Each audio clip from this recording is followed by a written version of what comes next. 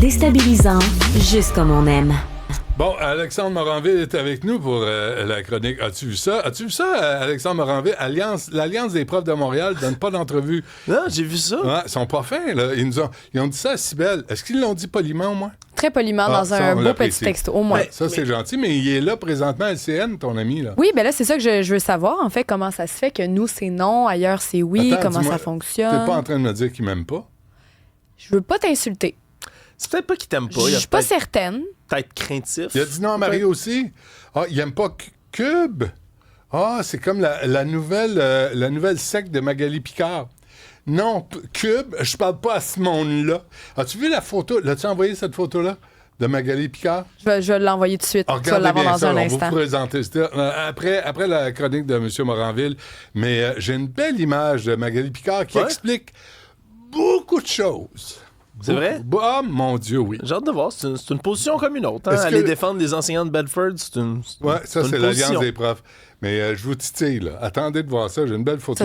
La boss de la FTQ avec, vous allez voir qui explique la politique de la FTQ et les propos déplaisants de Mme Picard, que je salue amicalement, d'ailleurs. Monsieur Moranville, il y a une technique unique au monde pour faire quoi? Pour sauver les oiseaux à Hawaï. Okay? C'est bien spécial tout ça parce que là, il y a une biodiversité qui est en train de disparaître parce qu'il y a des maladies aviaires qui se propagent et qui se propagent à cause des moustiques. Ouais. Okay?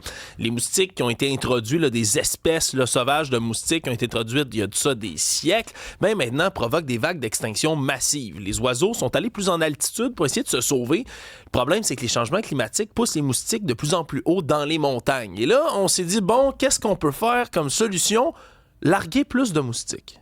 Et là, je t'explique. C'est la première fois de toute l'histoire qu'on utilise des drones pour aller larguer des capsules biodégradables par milliers. Chaque capsule contient 1000 moustiques. On va relâcher, puis on se comprend, c'est des moustiques, évidemment, au niveau embryonnaire, qui vont éclore, vont se propager dans la nature, mais c'est des moustiques élevés en laboratoire. C'est pas n'importe lesquels.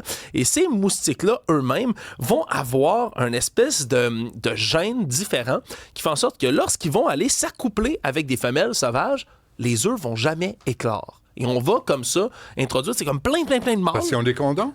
Ouais, ben, OK, on peut le dire comme ça. Des condons de moustiques. Non, mais ils sont faits en laboratoire avec un certain gène. C'est dur à poser, ça. Ouais, imagine les petites pinces que ça te prend, puis les ouvriers, tu sais, les uns après les autres. C'est pas l'IA qui peut te faire ça. Non, c'est ça, c'est bien complexe. Bref, ça fait en sorte que ça va décroître la population de moustiques de plus en plus avec ces moustiques-là qui sont faits en laboratoire. Le problème, c'est qu'on peut pas voir les effets tout de suite. Hein. Ça va prendre quand même une couple de petites générations de moustiques, mais on a bon espoir. Puis c'est la première fois de l'histoire qu'on fait ça. Mais là, on veut exterminer les moustiques. Il me semble que ça a un sens dans la chaîne alimentaire. Ouais, mais tu sais, ça me fait peur, ça. C'est toujours bizarre hein, quand on commence à jouer avec les leviers de la nature comme ça. On en a déréglé tellement qu'après ça, on dirait regardez, attends, si on tasse cette manivelle-là, puis qu'on réduit ça, puis qu'on augmente ça, peut-être ça va mieux aller. On est peut-être en train de jouer aux apprentis sorciers. Regarde ce qu'on a fait avec les dinosaures. C'est nous, ça. C'est nous, ça. Les pierres à feu, ils ont tout mangé. Ça a donné du pétrole, puis ça, on l'utilise aujourd'hui. C'est ça.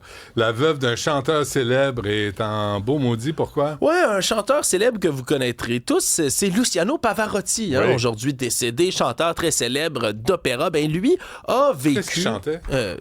Qu'est-ce qu'il chantait?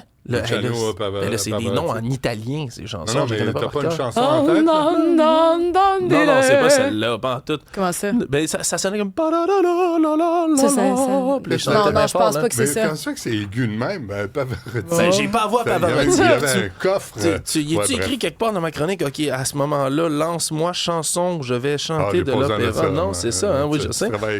Je vois tout ça. Hey, Pavarotti, dans une ville qui s'appelle Pesaro, OK, en Italie, c'est une ville qui a vu naître, entre autres, l'un des plus grands autres chanteurs d'opéra, M. Rossini, et il avait une résidence. Là. Et depuis qu'il est décédé, on lui a donné citoyenneté honorifique et on a dit, bon, regardez, on va lui faire une belle statue. On fait une statue de bronze de lui, les bras écartés en tuxedo. C'est magnifique. De Pavarotti? Oui, de Pavarotti. C'est impressionnant. C'est impressionnant. Ouais. Le problème, c'est que elle est dans le square central de Pesaro, puis cette année, moins d'un an là, après qu'on ait mis la statue, là, on s'est dit, faut mettre une glace, une patinoire, on veut installer. Voici comment ils ont installé la patinoire en question. On va aller voir dans quelques petits instants. Il y a des problèmes de visuel. La statue se ramasse en plein milieu de la glace. Puis pas comme de manière élégante, là, que c'est l'élément central. Non, c'est parce que les lattes de bois qu'il a fallu installer, il arrive comme un peu en bas des jambes. Fait qu'on dirait que lui, c'est juste écrasé du ciel en plein milieu de la glace.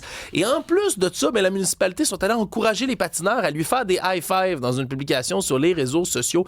Et la veuve de Pavarotti a snappé. Elle est vraiment pas contente. Elle trouve que c'est un manque de respect complet à cette œuvre-là, que c'est super laid. L'effet, pour vrai, c'est assez bizarre. Merci de le voir comme planté en plein milieu de la glace comme ça. Et là, ça a été dénoncé partout sur les réseaux sociaux. Et là, ça a l'air qu'ils vont devoir déplacer la patinoire pour être sûr de ne pas manquer de respect à M. Pavarotti et sa statue. Je comprends.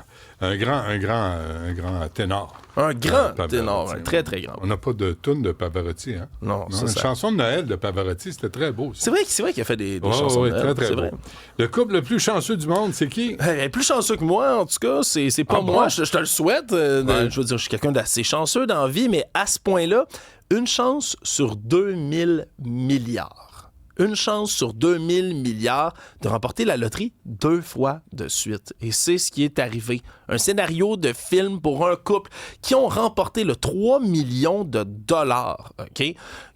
En grattant des petits gratteux, là. On se comprend, là, c'est pas n'importe quel ticket de loterie. Pas au Québec, là. Non, on est dans le New Jersey. Okay. Ils ont gratté un gratteux, 3 millions de tomates, mais c'est parce qu'ils en ont déjà gagné 1 million cette année aussi en avril. Deux fois de suite, ils ont gagné. Ils disent, eux, qu'ils ont des enfants en bas âge, 2 jeunes enfants, un 3e qui s'en vient, qui va naître bientôt. Puis le soir, ils disent, on est brûlés, nous autres. Ce qu'on fait, c'est une petite compétition entre nous deux. On s'achète comme 3-4 gratteux chaque, puis on regarde qui peut gagner le plus. Hein? Puis on note ça sur un tableau. Là, on a arrêté de noter qu'on a gagné 3 millions. On vient d'en regagner un autre million pour le plaisir. Bon. Et c'est autant de chances que de se faire frapper par une météorite tout droit venue de l'espace, mesdames et messieurs. Donc, c'est assez chanceux. Merci. Bon, on écoute Pavarotti, parce que c'est ça, Pavarotti. Là. Moi, ça me détend quand même. C'est magnifique, ça. C'est ce que j'ai essayé de chanter tantôt. Pas partout. C'est vraiment l'air que j'ai essayé de chanter. Non, t'es pas à la ceinture. J'y arrive pas. À la cheville. Bon, on va laisser faire l'autre nouvelle parce que ça prend du visuel puis le visuel.